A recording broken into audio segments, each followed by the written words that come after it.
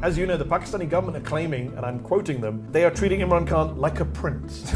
He's in a 6'8" cell, washing himself in brown, murky water. They're not even allowing guards to speak to him. It is mental torture, physical and mental torture. The situation is so bad that even from his perspective, he's thinking, maybe if my son speak, people will hear. Yeah. He's a man of faith, and he always says, Allah protects me as long as he needs to. The groveling that this Pakistan government is doing to America seems to be working and promising all the natural minerals. And in 24, you thought Trump might be the guy who comes and does something different. Definitely had hope, but I think this whole period has kind of made me more cynical about foreign policy in general. I've interviewed Pakistani politicians on all sides of the spectrum, as you know.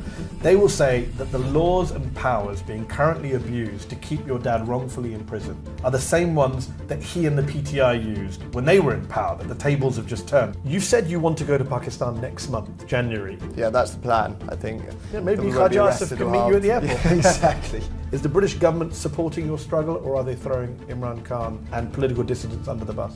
They said, if we do go there, we won't have any kind of protection from their side. If we get arrested... From the British side? Yeah. So do you think if he gets out, he would try and leave the country again?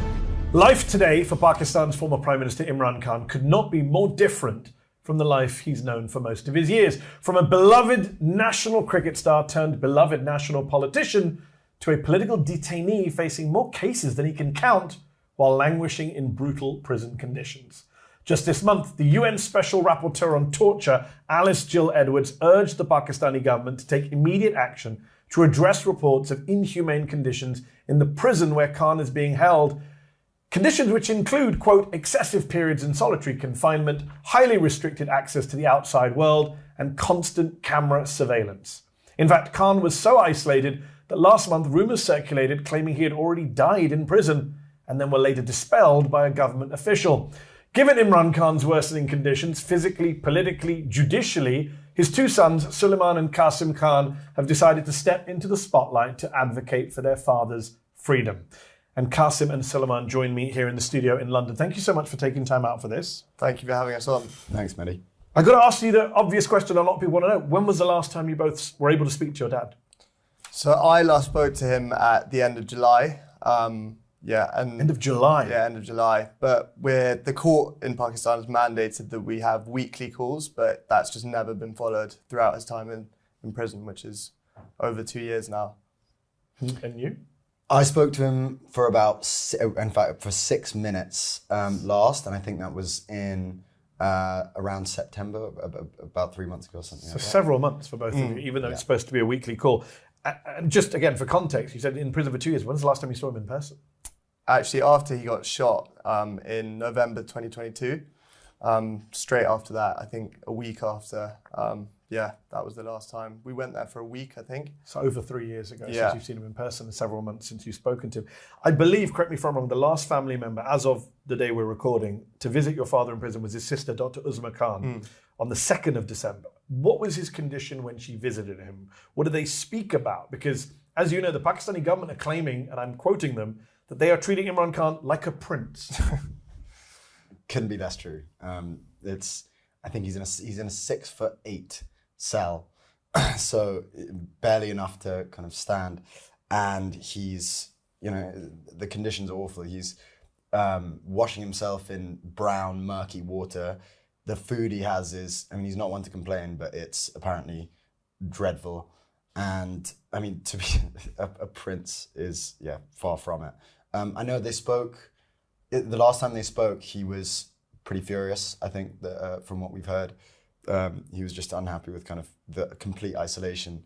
They're not even allowing guards to speak to him because they want total isolation from from any other person, just to try and break him. So it's all very clear torture tactics. Since that visit from Uzma Khan, no one's been able to visit your father in prison. What reason does the government give you guys when they cut off access visitation rights? You said it's mandated to have a weekly call. What do they tell you is the reason for why it's not happening? Well, we actually haven't been given an official reason, but I think there was a press conference held by a spokesperson for the army just last Friday, where he alluded to the fact that it was because every time he gets a visit, there's some sort of tweet put out or what he thinks is some sort of incitement to unrest. They say that he's not allowed to do political No, statements. they as say a he's not special allowed. prisoner. They say he's not allowed to speak about politics at all. Do you guys talk politics with him?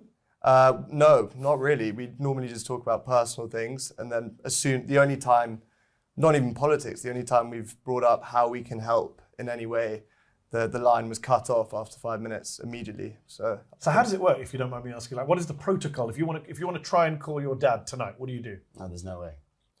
It's just not possible. When you got through to him in the past, how did you do it? It wasn't scheduled at all. We just get a WhatsApp message saying, you can call from prison in 1 hour, wherever you are. This could be at like 6 a.m. even. While you're like in sleeping the time difference. Yeah, at 6 a.m. on a Saturday, we'll get a message saying, be on the line in 3 hours or 2 hours. And we missed some, which were the most infuriating. Because you wake up and suddenly you have missed call from this random WhatsApp number, which we know is the WhatsApp number. So that's the kind of notice they gave you when they were allowing it, and now you're not even getting those messages. How much do you care about privacy or integrity in your news? Mainstream outlets are quick to drop their values the second profits are involved. That's why I started Zeteo. But we're not the only ones doing this work. Ground News gives you a complete view of how each story is being covered and who's funding the outlets. They compile 50,000 plus articles to deliver analysis without corporate filters. Look at this story about the TSA giving your data to ICE. On Ground News, you can see exactly which sources call out the threat to privacy and which frame it as necessary enforcement. Take back control of your privacy. Go to ground.news/Zeteo and get 40% off the Vantage plan. For less than $5 a month, you can unlock what mainstream media doesn't want you to see. You've said you want to go to Pakistan next month, January, if your visa applications are approved. In September, I interviewed Pakistan's defense minister, Khaja Asif, in New York, and he guaranteed to me that you won't be arrested. Let them come, he said. Jemima Khan, Imran's ex-wife, said in July of this year, my children are not allowed to speak on the phone to their father. Pakistan's government has now said if they go there to try and see him, they too will be arrested and put behind bars. No, they will. It will never happen. You haven't threatened his children. I can guarantee that. You're giving a guarantee that Imran Khan's sons, Suleiman and Qasim, can go to Pakistan and meet with their father. You're giving that guarantee right now. They can come. And they won't be arrested. They won't be detained. They won't be arrested. Harmed. They won't be harmed. Okay. Well, we've seen it. Let's see. What happens. Let them come. Do you believe the defense minister? Do you believe it's safe for you to now go to Pakistan and visit your dad in person? Well, they openly said that they stated that we would get arrested if we went there and joined what's going on there. No, but the defense minister said to me, you won't be arrested. Exactly. So they've flipped on that. And now, I don't know, we'll see. But to be honest, I think now they've stated it a couple of times publicly. That should be enough of an assurance for us. So you're going in January? Well, if you get the visa? Yeah, that's the plan, I think. And it's good that we've been guaranteed, supposedly. Maybe Khaja Asif can meet you at the airport. Yeah, exactly. Just to guarantee it, because I know there's lots of different power centers in Pakistan. And someone else might say we didn't get the message. I was interested when you said that because it is a challenge, and I'm sure people will be worried about you guys going there because of all what's happened to the PTI. Not just Imran Khan, we should point out there are many members of the party who've been imprisoned, detained, house arrested, etc. Human Rights Watch has just put out a report recently about violence taken towards party members. Last month, of course, as you know better than me, rumours were swirling online claiming your father had died in prison. The rumours were later dispelled by the country's information minister, Atullah Tarar, who said, your father is hale and hearty. What was it like to wake up to online news, quote unquote, that your dad has died? I can't imagine what that must feel like. Yeah, it was incredibly stressful. I saw it on X pop up on my feed, and I kind of went on WhatsApp and asked my family members in Pakistan, is there any truth to this? And they were quite quick to try and reassure us and say, I'm sure they wouldn't touch him. But the reality was that they hadn't seen him for a whole month. They weren't allowed to see him for the whole month of November. So they couldn't actually confirm anything to us. But yeah. What was it like for you when you saw it? God, I mean, so it's hard to carry on with your normal life when you're opening your phone every time you go on Twitter or whatever, you're seeing kind of different news, his body being transported from the jail, and all of these reports. It's very hard to just carry on with your normal life when I'm sat at at my office working, and then you have that in the back of your head, but you just try and get on with it. Do you trust Minister Tarar's assessment of your father's health, that he's hale and hearty? I hope it's true. I hope it is true. But in those conditions, at his age, it's hard to say really. But yeah, I hope it is true. He's mentally very, very tough, which always gives me confidence. If anyone could get through this, he can. But it is mental torture, physical and mental torture, and he's really having to kind of test his limits here. You mentioned the family WhatsApp group, people saying to you, no, they wouldn't do it to him. Alima Khan, Imran's sister, your aunt, tweeted last month that the only reason we believe him to be safe is because the authorities would not dare to hurt even a hair on Imran Khan's head. Do you agree with your aunt? I mean, maybe I find it. I have a slightly different opinion. What they're doing to him right now it's torture. Maybe they're not directly, whipping him or whatever, but they are. The conditions he's in are completely inhumane. It's a torture tactic to not allow anyone to speak to him for this amount of time, to shut off electricity. 1 hour a day he's allowed outdoors. That is the definition of solitary confinement. I saw in the interview with Musharraf, he was saying... This is Musharraf Zaidi, the Prime Minister's spokesman. Sorry. Yeah. Yes. He stated that, it's not solitary confinement, all of this kind of stuff. 23 hours in a cell is solitary confinement. That's the definition of solitary confinement. And also, sorry, just to add on to that, according to the UN, I think over 15 days without being allowed to any visitations is considered solitary confinement, and he wasn't allowed any visits for the whole of November. So yeah, the UN Special Rapporteur has also obviously put out this report, which the Pakistani government are rejecting. As it stands, what do you understand to be your father's legal situation? I feel like I can't keep up. Like, one case gets dropped, another one gets thrown at him. What time is he serving right now? What cases are pending? What charges is he facing? How would you explain it to someone who said, what's your dad on trial for? What's he charged with? I actually find it very hard to follow as well, because I think there's been over 200 cases now. And wow. Just every time these cases are overturned, more cases are filed. And they have them ready to go. Yeah, exactly. Because they don't want him out. Yeah. I think Amnesty International released a statement saying that the Pakistani government or establishment were using the legal system to keep him in prison. And additionally, going back to that interview with Musharraf Zaidi, he states that our father's had around 400 or something meetings with lawyers. He's calling those meetings, the court hearings themselves are what he's defining as those meetings. So the reason why he's having all of these meetings is because he's going to court, where not even going to court, the court is held in jail. Yes, wasn't there a judge who recently complained about the fact that he had to join via WhatsApp? Via WhatsApp, because they're not allowing him out of the cell. It's a strange way to have a free and fair trial. Exactly. And so all of those meetings with lawyers, they're within the confines of a court case. Your dad's been in prison since, I think, August of 2023. You both chose not to speak out about his detention at the time when it happened. But in May of this year, I think it was, that you first broke your silence for the first time. You've carried on doing interviews. You're doing this interview with me. What has made you want to speak out like this? We're private people. It's not that we chose not to speak online. We never would have spoken. We've never been political or spoken publicly about virtually anything. The situation right now is so desperate that we have to, we're forced to kind of take some kind of action, as opposed to feeling as helpless as we felt. Yeah. Did your father talk to you about doing media? Did you consult with him? Is this the right thing for us to do? Do you want us to do this?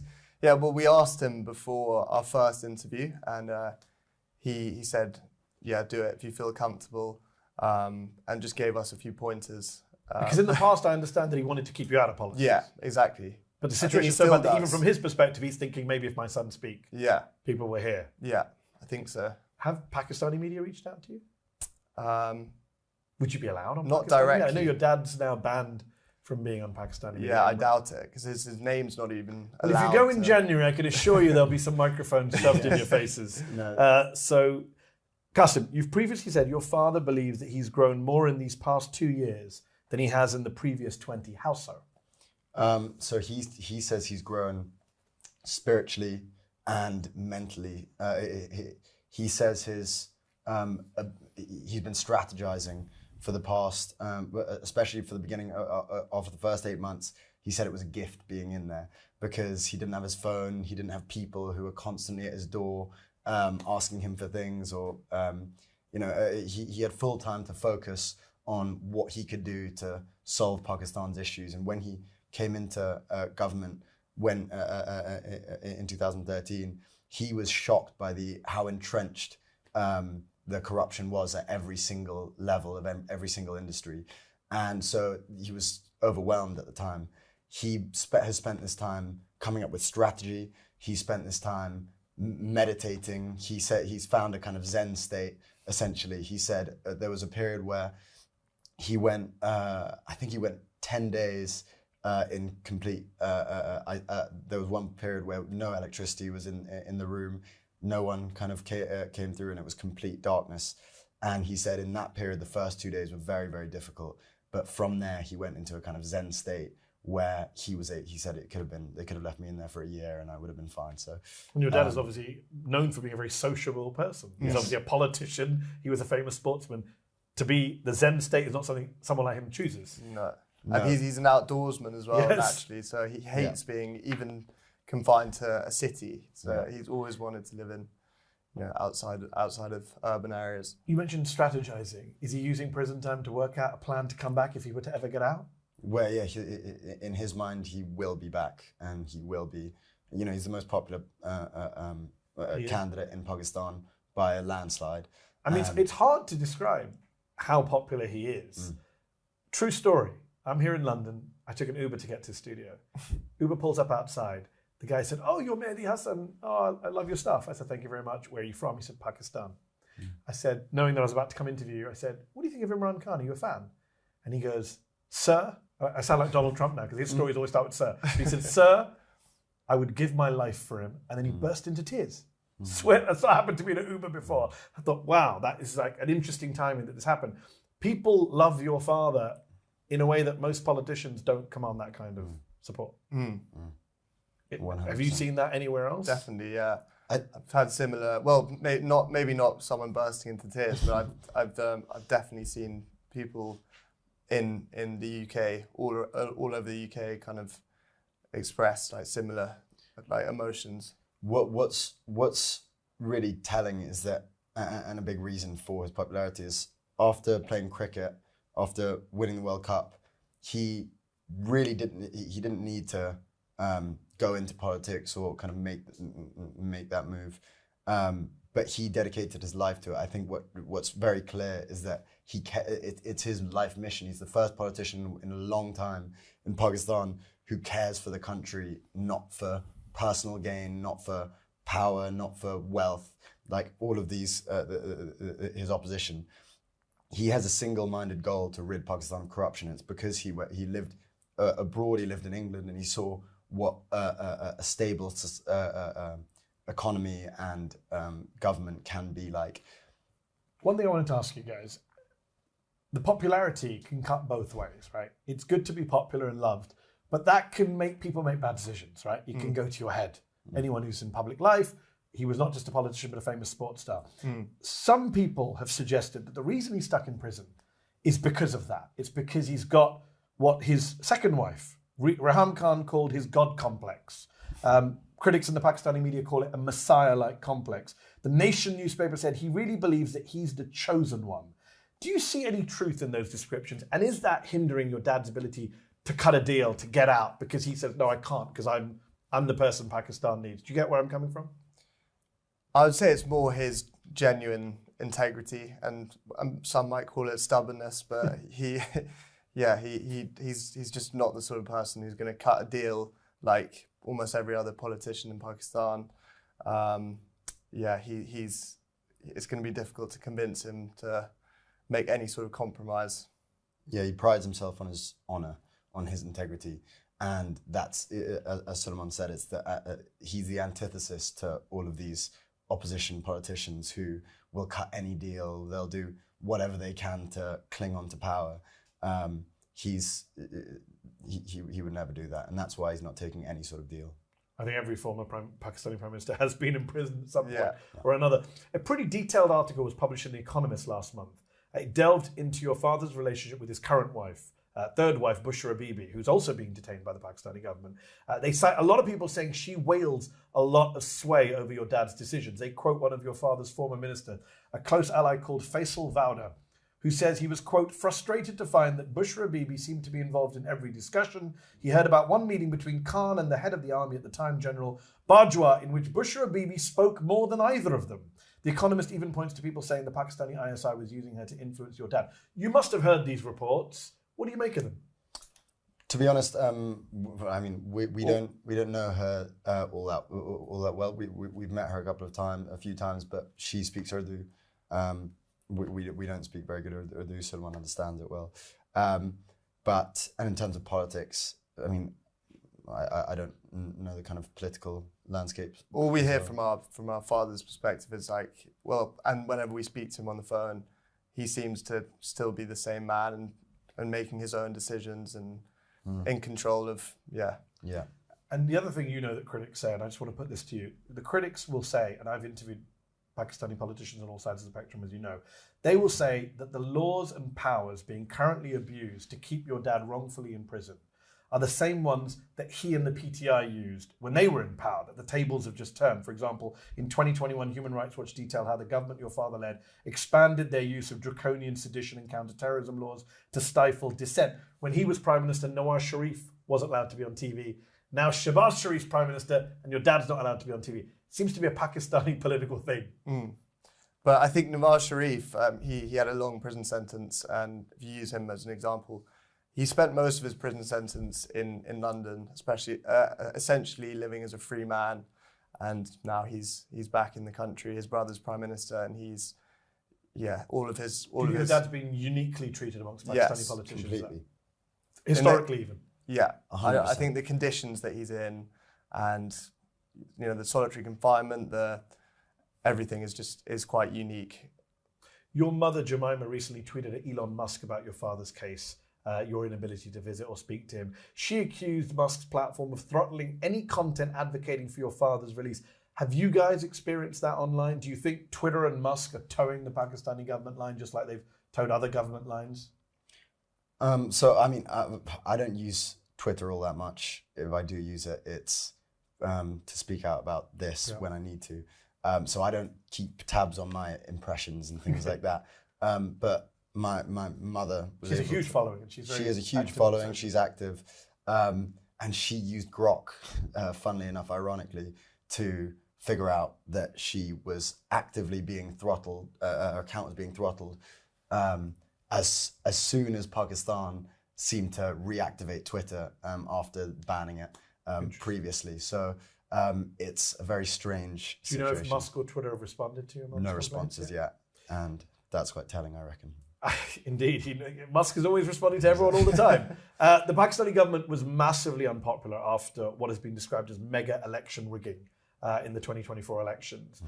Fast forward to this year, it's a very different government in terms of public perception. The war with India has basically made the government much more popular, seem like it's more effective. The Pakistani military claimed to have downed 5 Indian jets. Donald Trump then backed their story. Indians were upset about that. Are you worried that a more popular Pakistani government now has less pressure on it to release your dad? To an extent, yeah, especially with their relationship they built up with the US and Saudi Arabia as well, and other countries. they're trying to kind of butter up these leaders. So to an extent. I mean, you had Asim Munir, who is now Field Marshal, head of the Pakistani military, the most powerful Pakistani military chief perhaps ever. He visited Donald Trump not once, but twice this year. Another visit is expected soon. What was it like watching those meetings take place? This is the man your dad once sacked as head of the ISI. Very close to Trump now. It's a problem. It's a problem for you guys as campaigning for his release. Definitely. Yeah, definitely disheartened to see that. But You went to the US as well this year. You met with members of Congress on both sides of the aisle. You met with Richard Grenell, his close ally of Donald Trump, special envoy of his. Did you get anywhere in terms of these meetings, in terms of putting any kind of pressure on the US government to do something? Well, he was very supportive of Grenell. He was very supportive. He didn't promise anything to us, but he said he kindly said that he'd raise the issue and carry on supporting us on X, which he did even before we'd met him or had any contact. Yeah, he was with him. tweeting free Imran Khan. Exactly. But it hasn't translated into policy. No, exactly. Unfortunately, he didn't get, from your perspective, he didn't get a top job in the administration, Secretary of State, or one of those gigs that might have allowed it. I think he's special envoy for something or another. Did you have any other joy while you were in the US? Anything you came back hopeful about? There were a load of meetings, and we were somewhat confident by the end of it that we would be able to make some impact. But I think it seems that the groveling that this Pakistan government is doing to America seems to be working and promising all the natural minerals and crypto as well. Crypto, whatever they can do to kind of bow Nobel down to Peace Prize. Nobel Peace Prize. They've nominated him once. I believe they're going to nominate him again. Shahbaz Sharif has said, which Donald Trump loves. I mean, during the election campaign, I met a lot of Pakistani Americans who thought Donald Trump was going to be the guy who freed Imran Khan. A group of Pakistani Americans set up a PAC where they endorsed Trump, quite controversial, when many other Muslims were like, you can't go near Trump. And they said it was because Imran Khan. There were AI videos, I'm sure you saw them, of Donald Trump walking into prison and opening the door and escorting your dad out. This is what people hoped for. We don't look anywhere close to that right now. It looks like Donald Trump is actually pals with Munir and has no interest in doing anything for your dad. You can only assume it's business at a certain point, however much Did you have hope as well? I'm just wondering, in 24 you thought Trump might be the guy who comes and does something different. Definitely had hope, but I think this whole period has kind of made me more cynical about foreign policy in general. I think most countries are quite self-serving. Yeah. And of course your dad was very critical of the US. Yeah. There's an argument that he made, another rounder made, that his toppling from office was driven by the Biden administration. There is that whole debate. When I interviewed him in prison, not in person, that was one of the things I raised with him, and he said it was bourgeois and it was the military who coordinate with the US. So it would be ironic if the US were to come involved on his side, but it doesn't look likely. On Munir, something I asked Imran about when I interviewed him last year. Aren't you worried that your dad picking a fight with Munir, the most powerful, ruthless man in Pakistan, a man who could have him, God forbid, executed tomorrow?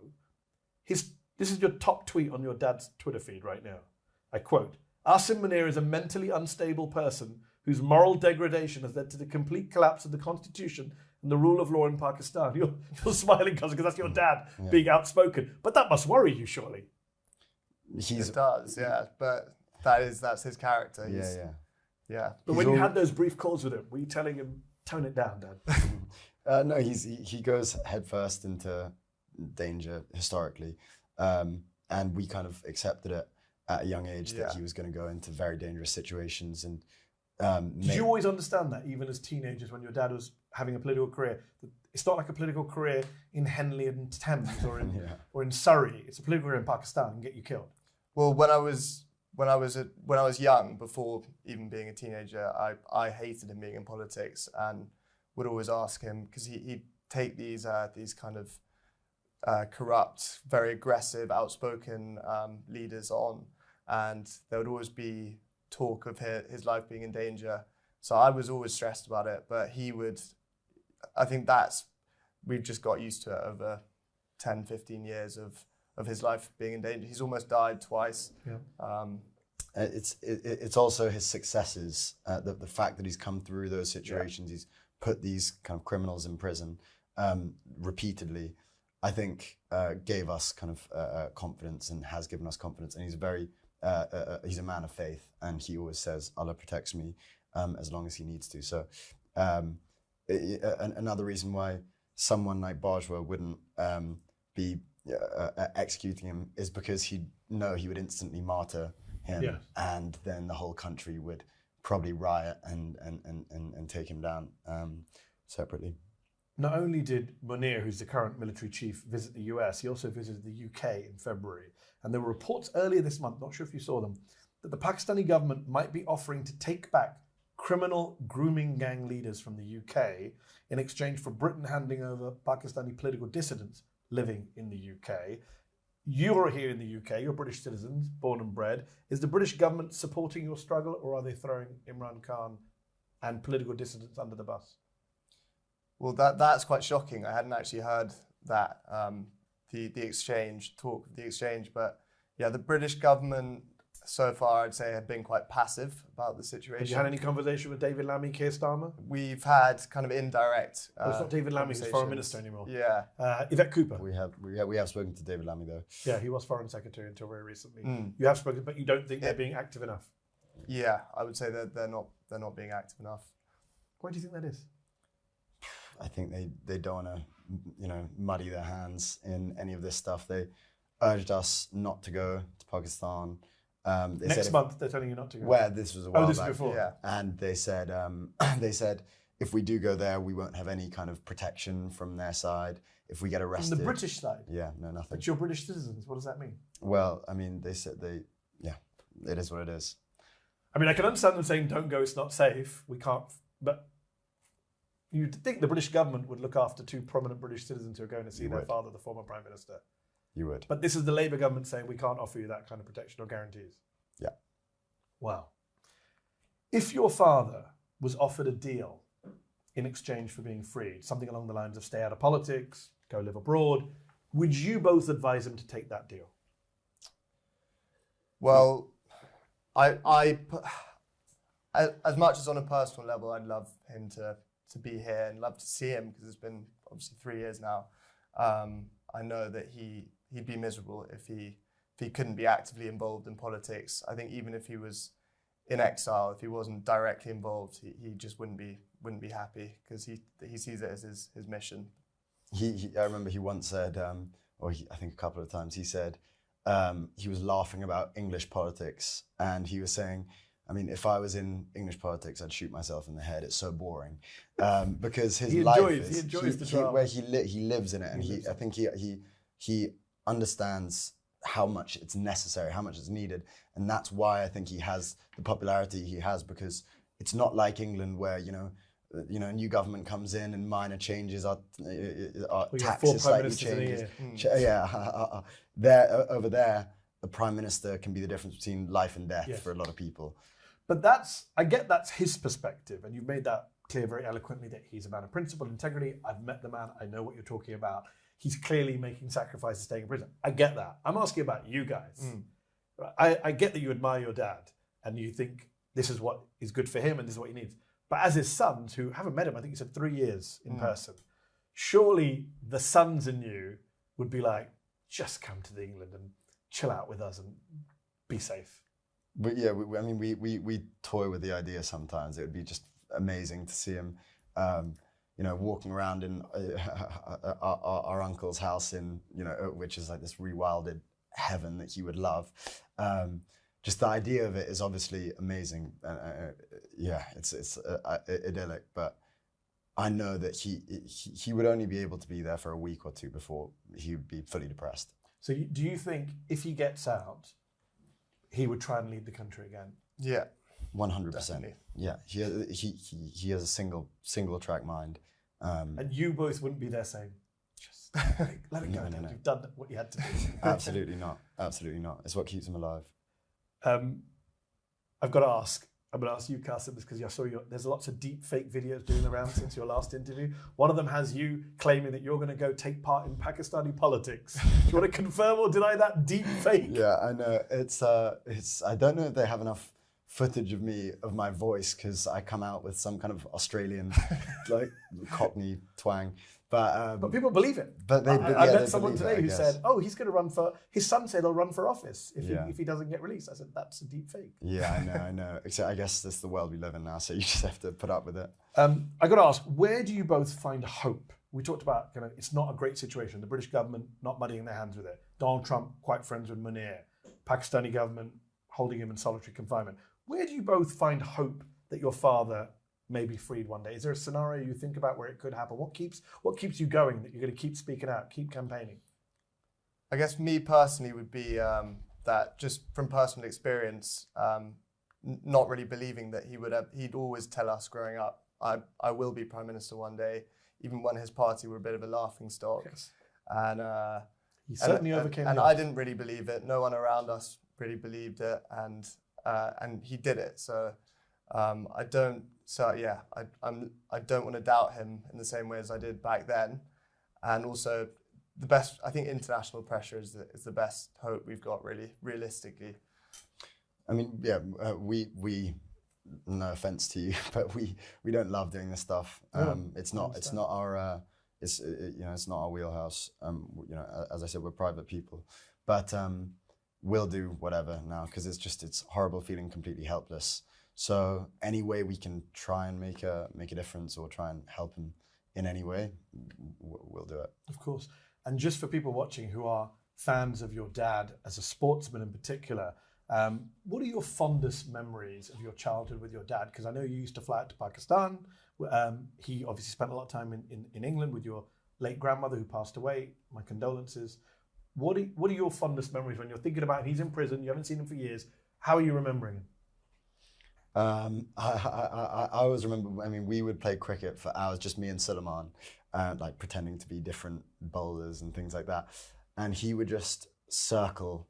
We were on a tennis court and he would just circle the whole time, throwing a ball up and down and just watching. And occasionally you'd get it good like that. Again. And he spent hours and hours bowling at us as well, to the point where he'd just be stiff because at that age, I guess, you're not used to it. But just trot in and bowl some in swingers. It might it wouldn't be very fast, but it would just come at you. And then in Pakistan, his favourite place in the world is just the mountains in Pakistan. The kind of Himalayan foothills. He'd take us on 6-hour hikes, which at a young age wasn't my favourite thing, but now I'd love to do. Yeah, Well, maybe you will get a chance again.